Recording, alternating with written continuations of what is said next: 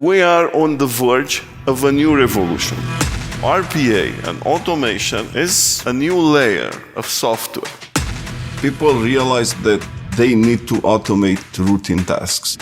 Get a robot for every person. Leave no manual workflow behind. We need to be bold. The fastest company will always win. We scale simultaneously across the globe. Net retention, it's 144%. Crazy stuff. Our robots get the data already curated from the user interface itself, emulating how people work. This is extremely powerful. We want to accelerate human achievement. Be humble. When you have the courage to be bold, people will take you seriously. Our mission is to run all the manual workflows ever and solve a big issue for humanity.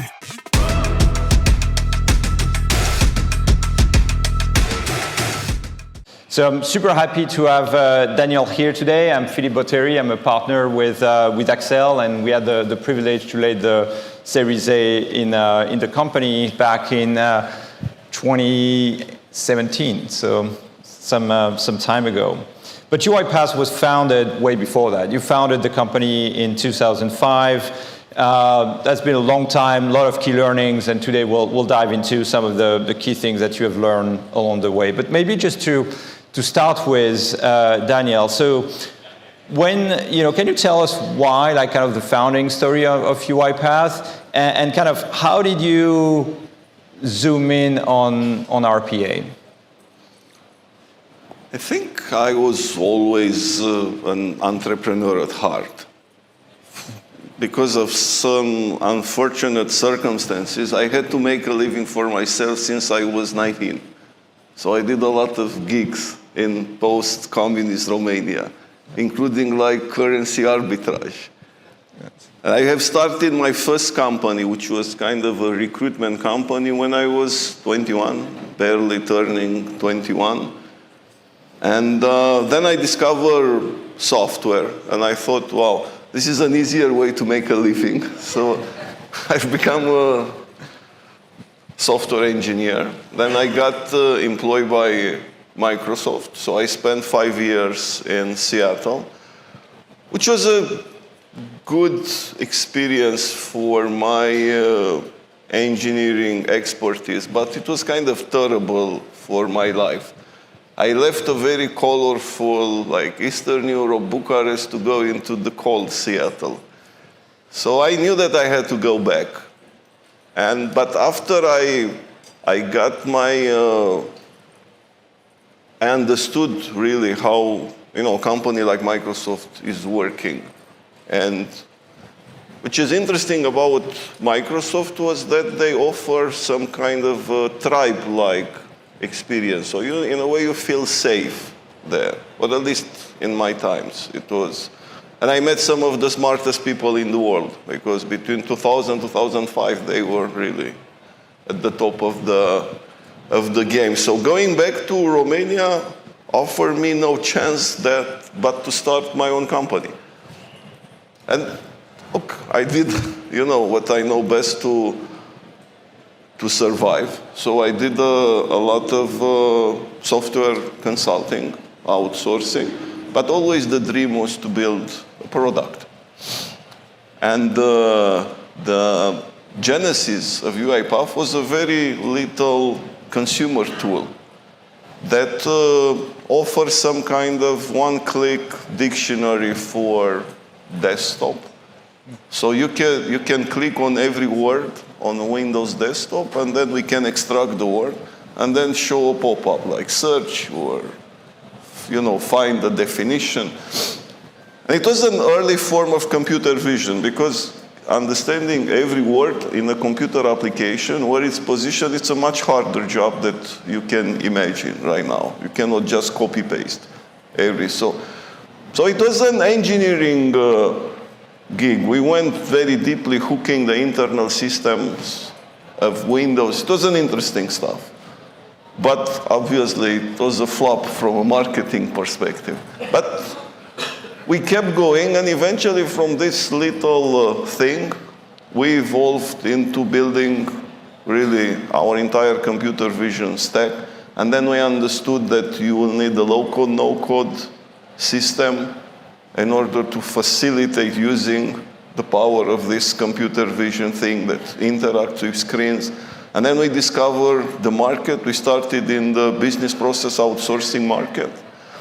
And then we got into really large enterprises, and then we spread across the world, and then we did the IPO, and now we are here. But I can trace back to the first line of code, which was really that one for this little application. And along the way, how much did you learn from your customers? Like when you started as an outsourcing business and trying to find your way into a product, how important was it for you to kind of listen to your customers and try to infer what should be versus you having your own vision of what the product should be? I think that was some kind of my biggest transformation in how I think about building products. So I started as a software engineer working for a really large corporation. I was completely shielded from customers. I never met a customer in my life in Microsoft. So I came with kind of the same approach in building this business. And I persisted in that approach. I am right and they are wrong. If I bring these new features, they will finally be enlightened. But it's a transformation, and I can give you some pointers. So first, we,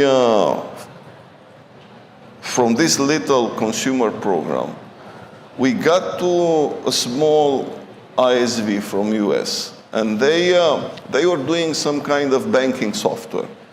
And what they did was to read the screens of a teller machine. You know, you used to go to the bank and cash, get some money or cash a check. And these screens, these machines were not connected to the banking system, so they were reading the screens and then populate the banking software. So it was a very early form of RPA.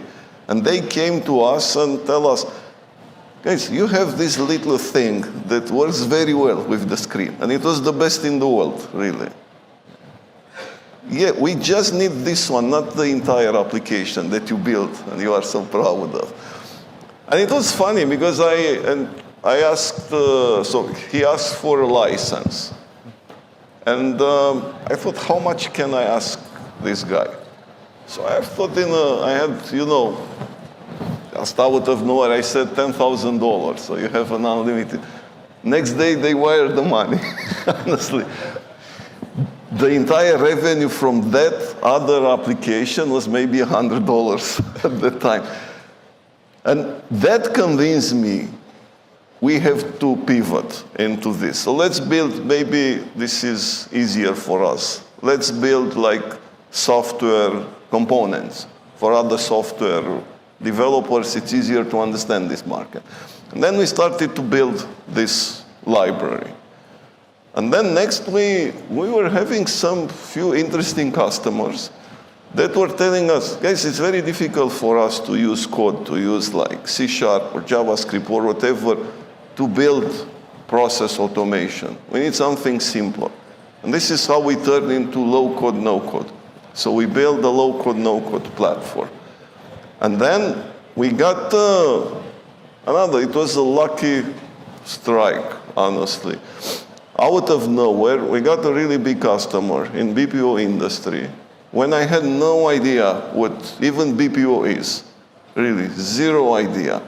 And they wanted to use our software in this nascent RPA industry. And before us, they were using one of our competitors. But they were really kind of stifle in their mind. They were not flexible to the customer demand. And they were searching really via the internet, like a software that it's easy to use and create some process automation. And they call us in Romania. And we went to India for like 2-3 months to do a prototype. And it was the aha moment when I really understood, wow, this is the market we hoped for. We were just kids so far. We were in a playground, but this is a serious thing. And we understood that what does it need to scale a business. As a software engineer, maybe this is also interesting. I never understood the idea of scale in an enterprise, at least. You can make easy prototypes or even little products that can help a small group of people or individuals. But scaling across an enterprise, it's a freaking different thing.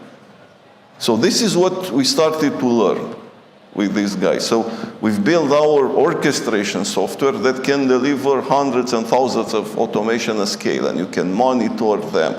You can do all sorts of things, but that was instrumental. I didn't envision this. And then everything, you are in a very lucky position if you don't have to invent and reinvent yourself every year. And you just listen to the customers, and your job is just to prioritize. Understand what are your best customers, what are the best segments, prioritize to their needs. And this is what we did. It was simple. And you still do it today? Like what % of your time today do you spend with customers? I still spend a significant percentage. During all these years, I built amazing relationship with some of our biggest customers. I call them friends. We go to dinners. We had amazing experiences, and it's a trusted relationship between us. And they are not afraid to call me bullshit. So for instance, last week, I had a call with one of our first customer, a huge advertising agency. And this guy, and we are really good friends. We play tennis together. So told me, Daniel, I'm disappointed in what you guys are doing. You lost touch with us. You just go only for revenue. You go to different business units. You don't help me consolidate what we have. You try to overcome, go to C-level. And look, to me, it was a powerful moment when you realize you are on the wrong track. So customers always help you go back to your core roots and building something that matters. Yep. That makes a lot of sense. I think that is one of the most important learning probably of the journey.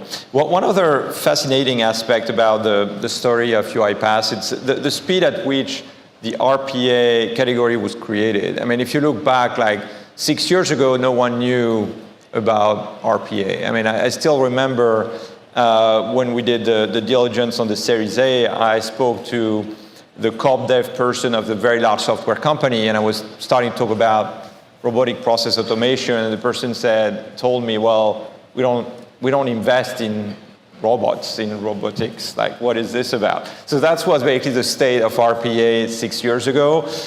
Today, it's top of mind for all the Fortune 500 CIOs. So could you tell us more, like, how this category came together, and kind of what were the ingredients that made it happen, and what are the learnings that you would, and the advice you would give founders in this room who are aspiring to create their own category as well? Well, let me start with the last question, because I don't think that the desire to make a category is the right approach to build software. I think it's a sign of arrogance. I want to build a new category. I think it's gonna clutter your mind if you feel too much, you put too much pressure on you. If you play tennis and you are a young guy and say, I have to win Wimbledon, you are not gonna win Wimbledon. You just have to go and play for the moment, for the joy of doing things. So even the mere idea of I want to build a category is gonna prevent you from building a category. You build categories because it's the right timing. There is the right moment in life, and you are somehow chosen to be in that place. That's the way people build categories, and we can look to numerous examples. What happened in RPA? It was a moment when the business process outsourcing industry matured enough, so they were at the point where they couldn't reap more benefits for their clients. One of their core proposition is that every year they will deliver savings for their clients, like 5 to 7%. So they were in a position where it was very hard to do all sorts of process engineering thing, human process engineering, to optimize and deliver. So they were desperate to get into automation. So they were willing to take bets on very small companies. So that was why the market was ripe at that point. But it was also a technology condition that was very interesting that happened at that time. It was the big advent of AI that happened. One of the big moments was 2011, 2012, when I think the image recognition, take a giant leap. Because of the cloud and mobile phones and all these new pictures that were uploaded, people built software to recognize images. We took this type of piece of software and we applied it to desktop, and we were capable of recognizing all the objects on the desktop. And that was instrumental for BPO industry because they were using kind of Citrix to access their client system. So in order to automate something over Citrix or any remote desktop in a virtual environment, you have to do only computer vision, basically, like a human user. So we had this really good technology at that point, and the market was ripe. So that was, it always, I think there should be like a Goldilocks condition. There should be more conditions in order to build a category. And it was a few companies that was there. So it was good. It was good timing. It was really, for us, it was only about good timing. And did you feel like you had to evangelize your vision to the analysts at Gartner and Forrester, et cetera, or do you feel like actually they came to you? What was kind of this push-pull process in the naming, the quadrants, et cetera? I think the name of category was great. Robotic process automation. It attracted the attention of people. I think it helped in a way. We had a lot of detractors. People say this is not real automation. You just go via user interface. You should go only via APIs. It's all this. And it's interesting because it's customers don't care about purity. This is also another lesson, guys. It's if you aim to purity, it's the wrong way to do. It's you need to aim for kind of something that is it's like life. Purity in a way blurs everything around it, and you cannot do real use cases. You need to try to do a right balance. Even today, I hear this shit, it have to be only API driven. And then generative AI came that fucking emulates people. It's not API driven. It's different. And it's so powerful when you think about it. So I think it's really important to go over your biases and create a tool that works for the job at hand. Yeah, that makes sense. So let's shift gear a bit and talk about hiring and culture. So as you mentioned, your experience was as an engineer, but at some point you needed to hire people outside of your field of knowledge, in sales, marketing, etc. And this is something that usually technical founder wrestle with, like how do you hire that first VP sales or VP marketing? So I'm curious to understand, like how How do you think about it, and what did you learn along the way? Well, so I'll start with the biggest learning, and then I'll try to explain why with some examples. To me, and I strongly advise you guys on this, my biggest learning in hiring, you should go for chemistry versus expertise. I was always under impression that if you can assemble a team of A players, highly experts in their domain, this is gonna work. It is far away from working. This is a recipe for disaster. Honestly. This is why sometimes I'm curious if they take 3 founders that barely met each other, but they are experts and they expect that this company is gonna work. No, they will gonna argue to death and it's a recipe for disaster. Chemistry, a team with people that trust each other and that have chemistry and they like to work each other, it's the best you can hope for in life, in software, in products, in everything. So initially, our culture helped us. So I know we'll get to culture, so I'll save it for later. But then I started so I hired initially really nice, crazy people. Sometimes their first job were people that were, in their own words, like corporate fugitives.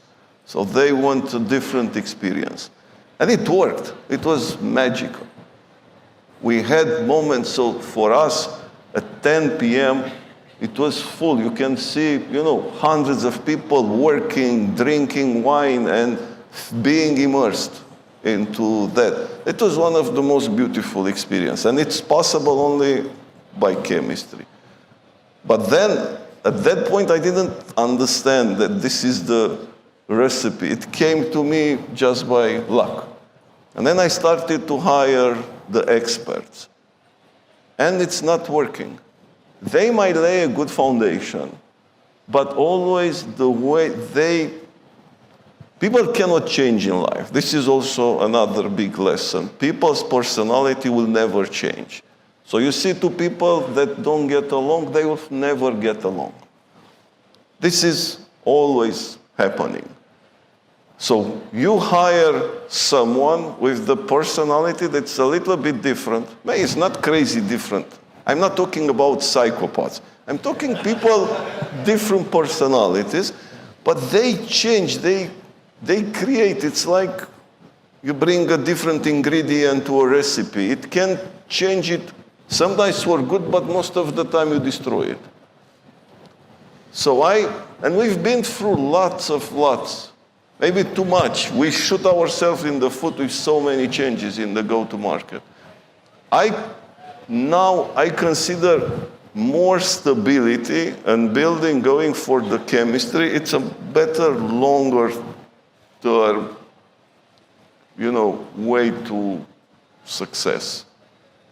And so I don't know if I have to go to examples because many people, are known, but it's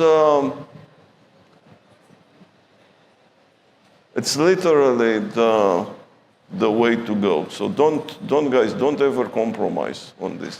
And it's very hard because sometimes I had to be like go-to-market leader, having the regional sales leaders under me directly.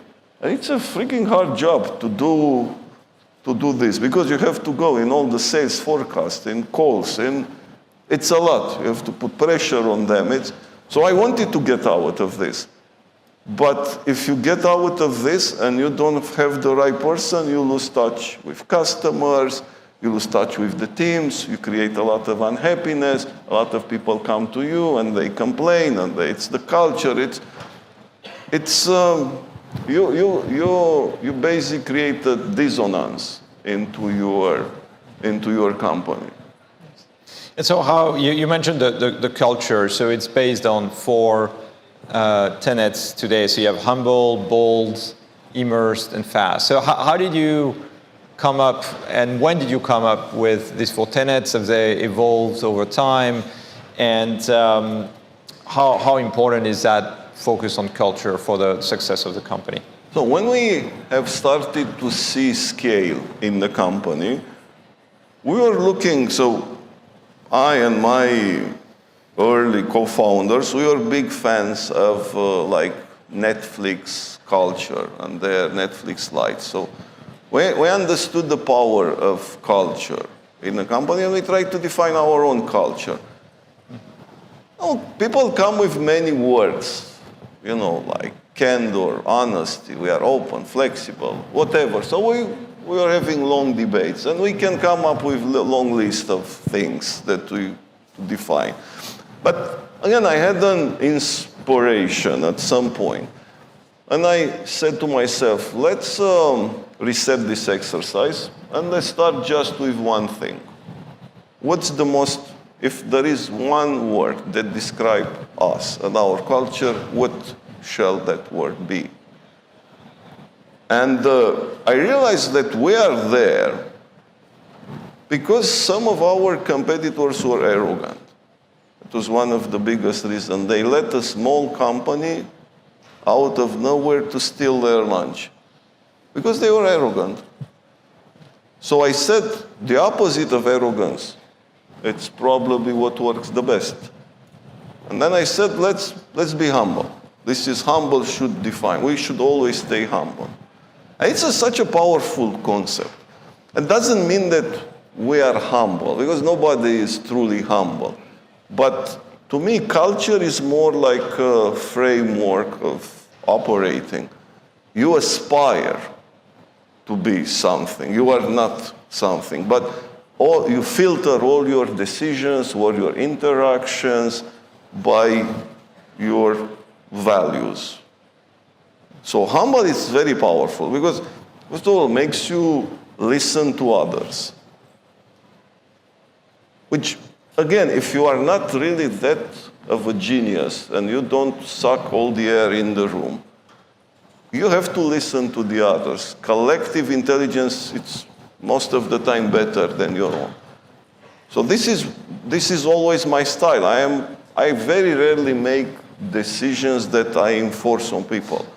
Most of the time they change my mind. So the power, being humble, gives you the power to change your mind. I make decisions against the group of people that I trust very rarely, only when I am 100% convicted this is the right way. When I have the gut feeling, when I tell them, guys, this is against my heart, I will die. I will rip my heart if you don't do this, and they will do this. And so humble is extremely powerful. And also you need to be bold in life. Because if you aspire for little things, you'll achieve little things. So you have to be bold, and you have to be fast, because the fastest company will always create the biggest impact. And the way to operate always is to be immersed. This is what I liked in life. I don't like balance, work-life balance. This is a stupid thing for everyone. You have to be immersed. And you stay immersed in your life or in your work as much as it's working. But at some point, you are exhausted and you go back to the other thing, and you're immersed in the other thing. But this is how I see, in general, I see a good way to conduct your life. And so one point that you mentioned was, I think, very particularly important and striking to me was when you say bold and the need to kind of set these very bold, very audacious targets. And I remember when we invested in the company. I mean, this is one of the fastest growing software company of its generation. I mean, you went from 1 million, 5 million, 45 million to 175 million in revenue, which is kind of an amazing ride. And you always had like these very ambitious goals, which, I mean, I would say like initially when you say, well, we're going to grow from 5 to 50 million, I would say like, we've never seen that. Like, you know what, if you do 20 or 25, that's already great. But say, no, like we're going to do 50, and you ended up, being very close to that goal. So how do you set this goal for yourself in a way that is a stretch, but still achievable, right? And what advice would you give founder in this room in terms of thinking about the goal and knowing what is an ambitious goal that's going to motivate the team, and even if you fell a bit short, it's still okay, versus something that is totally out of reach and therefore is going to discourage everyone because you're going to miss it by a wide margin. Like, this is a very fine balance, and just I'm curious to see how you think about it. Yeah, I think this is clearly the black magic of running a company that grows fast. Because it's easy to be crazy. You know, when I heard Masayoshi Son saying, "You are not crazy enough," that's bullshit, guys. I am fucking crazy, and I can be crazy enough. But I'm gonna burn billions of dollars. I will overburn the market with reps, and then they will step each other's toes, and they will be unhappy. We will burn hundreds of millions of dollars, the culture will sink, and we will go busted, right? So craziness doesn't work, or super craziness. You said it very well. The fine balance works. But I wish it's a thing that can work. I can give you an example how I have chosen, like in 2017, we were number 3 in the market. We have 2 bigger companies ahead of us. So we were like finishing the year 17 with like $45 million. And the other guys were maybe 70, 50, something like this. And I knew they are growing maybe 50%, so they get to 100. And then I said to myself, hey, this is shaping as a big category. I felt it, it's huge.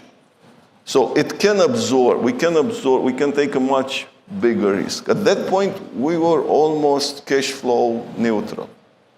We've been cash flow neutral through a lot of our existence. Until that moment, when I said this is it, the market is ready, the biggest company will get the lion's share of the market. It's worth, pressing the pedal. And then I came to the board. Maybe you remember, Philippe. And you guys said, again, if you deliver $70 million, that would be a great achievement, starting from 45. We talk about ARR to 70. And I said, no, guys, 70 will still be the third in the market. We will deliver 200. And then everybody thought I'm crazy at that point. But I went to the sales leaders. At that point, I was still running all the sales, the geo leaders myself. And I gave them this huge number. And to my delight, they were not shocked. They thought I'm crazy, but they were not shocked. And they said, give me a little bit of time, and I'll come with the number. And then they committed, so we had this concept neck on the line in terms of commitments, and they collectively committed to $150 million. And then I knew this is it.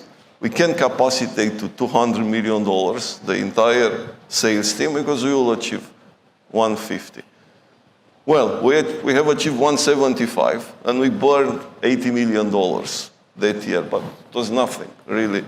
Get to number 1 position, get in Gartner, in everywhere. We won the market, and competition never caught us after. The gap only increased. It was a very well timed investment. But next year, when I tried to do the same, it was a freaking disaster. So this is why you need to be very cautious. I wanted from 175 to go to 600. Look, and we capacity, and I said to myself, okay, we can get a minimum to 450. Okay, we can burn $150 million. That's nothing. We had $500 million in the bank at that point. We raised a big Series D. And, but the problem was that we didn't have the right controls in place in that year. And we grew significantly to like 375 or something like, which was amazing growth. But we burned $400 million. And that was not fun. Because we overhired. So that was really the moment when we've been into diminishing returns. And it could have been very costly for us. Because in 2019, we were one of the rare companies that has done a round of layoffs. And it's such a big blow to the culture, especially when you are alone in the market. Like nobody was there. UiPath was firing 10% of their people. It was a 6-month terrible blow, and then COVID hit. But again, we were lucky because we've done this restructuring, so we were well better preparing COVID.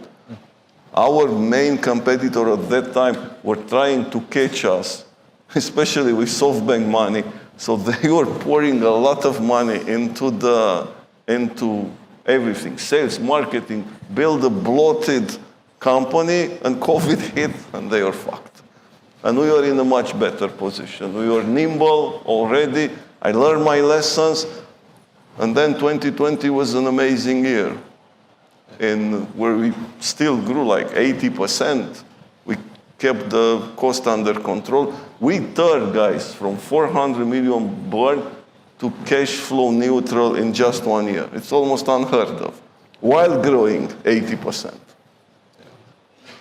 Well, UiPath has broken many rules, etc. So now I don't have any benchmarks anymore of what's possible. Just trust your founders. So I mean, as you think about this journey between, kind of being break-even, burning a lot of money, then being, cash flow positive again, and rule of 40 company, like how would you advise founders to kind of manage and think about the cash burn? And is the rule of 40 something that only applies for large public companies? It's something that is relevant when you're a young company? Like how do you think about it?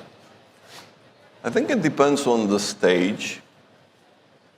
For me, so I bootstrapped the company for almost 10 years. 10 years, actually. We raised our first round of investment in July 2015. I started the company in 2005. It was bootstrap. When you bootstrap a company, you need to understand cash flow, because otherwise you die. So I was very much cash flow attentive. And it's part of my DNA. I feel it's a little bit against my nature to just go and burn huge amounts of money. But you need to understand, again, the right moment when you have to burn. There is a guy that I admire is Frank Slootman, CEO of Snowflake. And he has a great book called Amp It Up or something. I think it's almost like a recipe for building a startup, because this guy, he's an operator. I'm not an operator. It's a different beast we are talking. But as an operator, he describes very well when you have to push the pedal, when you have to increase the reps, how to think about it. He's an awesome guy. And even in person, let me tell you an interesting story with him to see how, truly operator thing. So I and Brandon, which was at that time my chief of staff, and a really good friends, we are very close, we went to meet him. It was before his Snowflake gig. It was between ServiceNow and Snowflake. And Brandon introduced himself, and he said, I'm Brandon Deere, Daniel's chief of staff. And this guy said, Frank said, I will fire you next day. It was fun. Yes, what's this draw? It's a fluffy job. What's chief of staff? It doesn't exist. He thinks also customer success, it's a fluffy job, and it doesn't exist. And to a certain extent, I agree with this, but it's a very hardcore thinking. It's kind of interesting to see. It's not me, but it's an interesting to watch and learn what you can apply to your own thing. Where we were, I got lost in my mind. Well, Good news is Brandon is still with the company. So. Brandon is still with the company. Yeah. Okay, well, great. Well, thank you. That was amazing, Daniel. So I was just trying. If I try to summarize the key takeaway, they should appear here. So along this journey, I think, as you mentioned, listen and learn from your customers. Super important rule. Really be thoughtful about when and how to use your cash. So I think this rule of 40 is good to have in mind, but you need to know when is the right time to really involve your resources and really commit to the growth. Evolve your leadership style, as we just discussed. Focus on culture and be bold, but not too crazy. I think that's the learning. Thank you. I don't think we have time for questions, unfortunately, but thank you very much. Thank you, Daniel. This was an amazing discussion. It was great. Thank you, guys.